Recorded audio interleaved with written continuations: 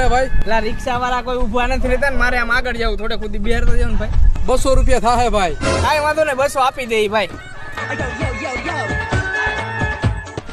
ભાઈ થોડીક વાર ઉભા રહ્યો હું આવું. પણ પૈસા દેતો જા ભાઈ. મારા ભાઈ પાસેથી લેતો હું પૈસા. લેતો જા. બોલો ને ભાઈ. પેલા 2 ચોકલેટના પેકેટ આપી દો ને ડેરે મિલ્કના. ભાઈ હું લઈ જાઉં. મારો ભાઈ જો હું બેઠો ને એમણે આવીને પૈસા આપે હો.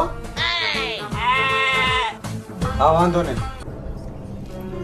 ભાઈ મારે ઘરે થોડું કામ એમ મહેમાન આવ્યા ચોકલેટ દેવા જવાનું બરોબર. પણ પૈસા મારા ભાઈ પાસે લઈ લેજો.